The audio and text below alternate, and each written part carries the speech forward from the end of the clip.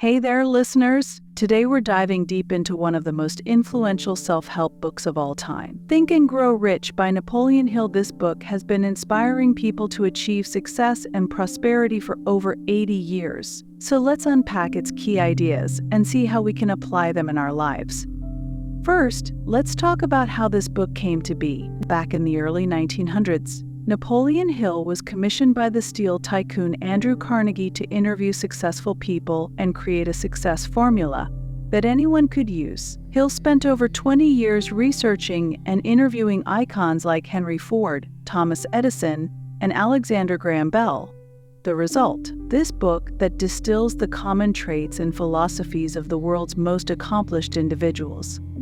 Now, the core idea of Think and Grow Rich is pretty mind-blowing. Hill argues that our thoughts are incredibly powerful, so powerful that by harnessing them and adopting certain mental attitudes, we can achieve basically anything we want in life, including financial abundance. I know, it sounds a bit woo-woo, but stick with me. Hill backs this up with real-world examples and practical strategies. One of the first big concepts Hill introduces is what he calls definiteness of purpose. Basically, he's saying that the starting point of all achievement is having a burning desire for something specific. It's not enough to just want to be successful or rich. You need to define exactly what you want and become obsessed with achieving it. Hill tells this great story about a guy named Edwin C. Barnes who was determined to become Thomas Edison's business partner. Barnes had no money, no connections, and little education. But he had this all-consuming desire to work with Edison. He literally hopped a freight train to get to New Jersey where Edison's lab was. And guess what?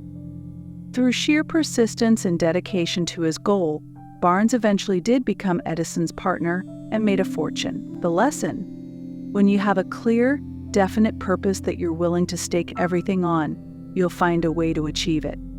Now, let's talk about another key principle in the book: the power of autosuggestion or self-talk. Hill says our subconscious minds are incredibly powerful, but they can't tell the difference between what's real and what we vividly imagine. So by repeatedly feeding our minds with positive affirmations and visualizations of our desired outcomes, we can actually reprogram our subconscious to help us achieve those goals. Hill recommends writing out a clear statement of your desired outcome, along with a plan for its achievement. Then read this statement aloud to yourself twice daily, once in the morning and once before bed. As you do this, see yourself already in possession of what you desire. Feel the emotions of having achieved your goal. I know it might feel a bit silly at first, but Hill insists that this practice of autosuggestion can have a profound impact on your subconscious mind over time. Okay, so you might be thinking, this all sounds great, but how do I figure out exactly what I want? Well, Hill has an answer for that too. He introduces this concept of organized planning. Here's how it works. 1. Form a mastermind group of people who can help you achieve your goal. These should be folks with knowledge or resources that complement your own. 2. Decide what you can offer each member of your mastermind group in return for their cooperation. Remember, relationships should be mutually beneficial. 3. Meet with your mastermind group at least twice a week to refine your plans. 4. Maintain perfect harmony with every member of your group. Hill emphasizes that your plans don't have to be perfect from the start. The key is to begin with whatever plan you have, then persistently refine and improve it as you go along. He uses the example of Thomas Edison, who failed thousands of times before successfully inventing the light bulb. Each failure provided valuable data that informed his next attempt. Now let's talk about persistence. Hill argues that lack of persistence is one of the major causes of failure. Many people give up just when they're on the brink of success. He tells this story about a guy named R.U. Darby who quit gold mining just 3 feet away from a massive vein of gold. The lesson: never give up on your dream, even in the face of temporary defeat. Hill gives us some practices to develop greater persistence. 1. Have a definite purpose backed by a burning desire for its fulfillment. 2. Have a definite plan expressed in continuous action. 3. Keep your mind closed against all negative and discouraging influences. 4. Form alliances with people who will encourage you to follow through on your plans.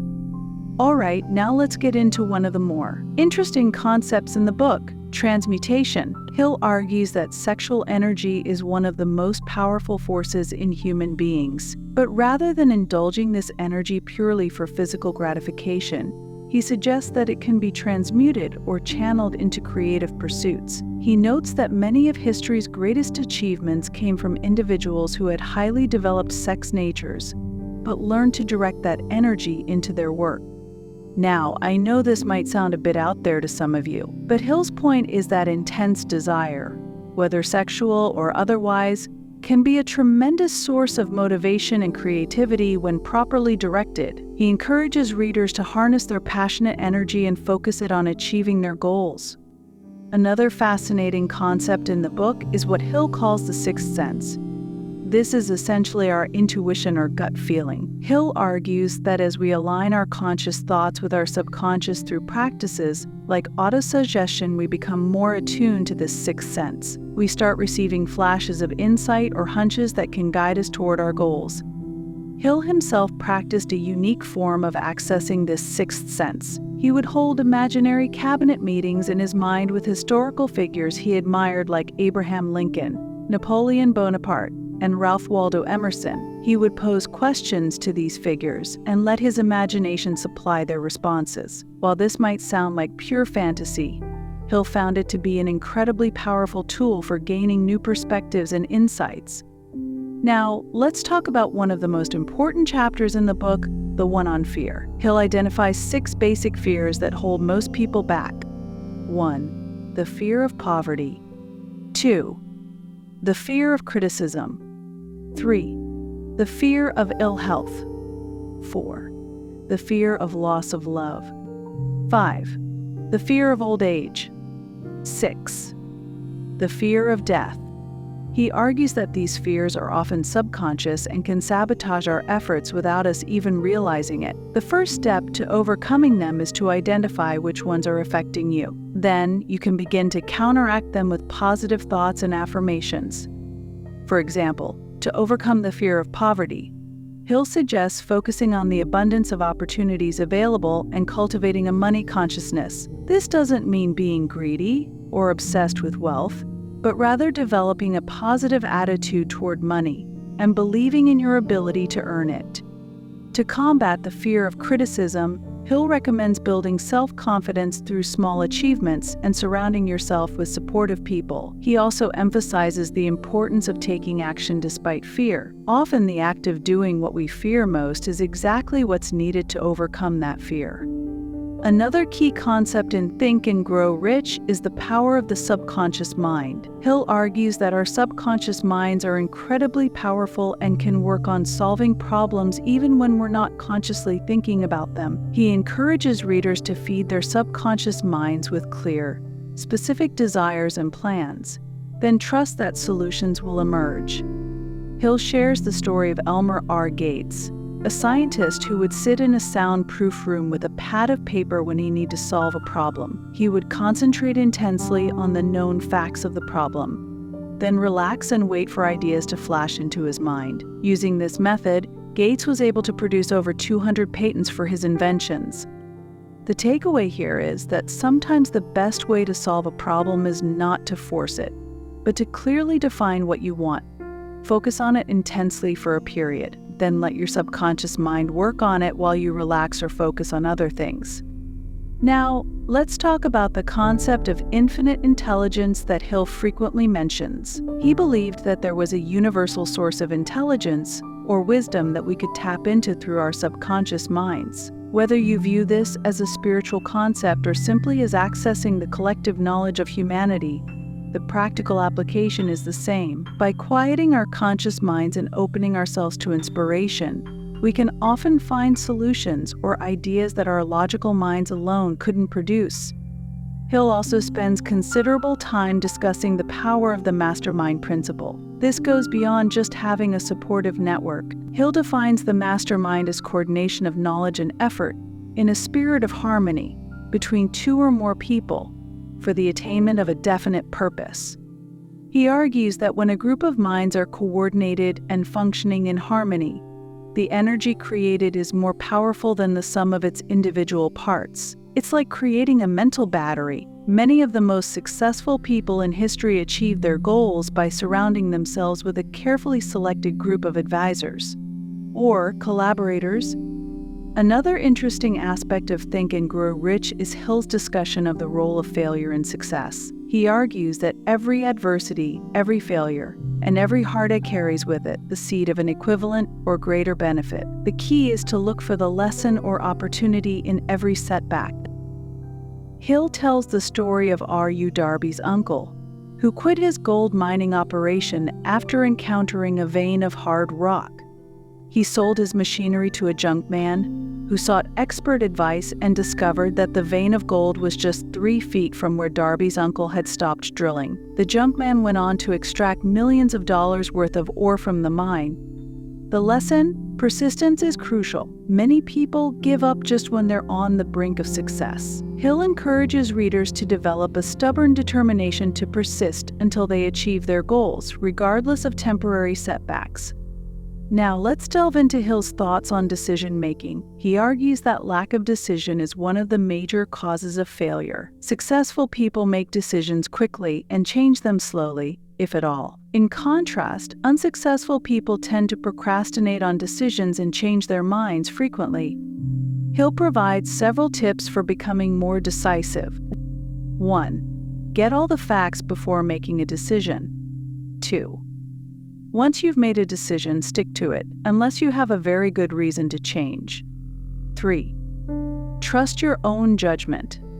Don't be swayed by the opinions of others unless they have more knowledge or experience than you in that particular area.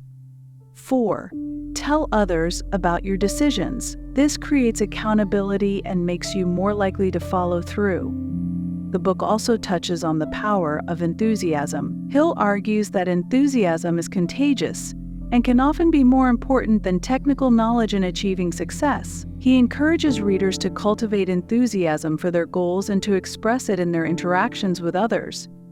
As we wrap up our discussion of Think and Grow Rich, it's worth noting that while the book was written over 80 years ago, many of its principles are still highly relevant today. The ideas of having a clear, definite purpose, cultivating a positive mental attitude, leveraging the power of collaboration, and persistently pursuing our goals are timeless strategies for success. However, it's also important to approach the book with a critical mind. Some of Hill's ideas, particularly around topics like the transmutation of sexual energy, may seem outdated or pseudoscientific to modern readers. The key is to take what resonates with you and leave the rest. In conclusion, Think and Grow Rich offers a comprehensive philosophy for achieving success in any field. Its core message, that our thoughts and beliefs have a profound impact on our outcomes in life, is as relevant today as it was when the book was first published. By applying the principles outlined in this book, countless individuals have transformed their lives and achieved their goals. Remember, the most important step is to take action. Reading about these principles isn't enough. You need to apply them consistently in your life to see results. So pick 1 or 2 ideas that resonate with you and start implementing them today. Who knows? You might be the next success story inspired by Think and Grow Rich. And that's it for our deep dive into Napoleon Hill's classic. I hope you found this summary helpful and inspiring. Until next time, keep thinking and growing rich.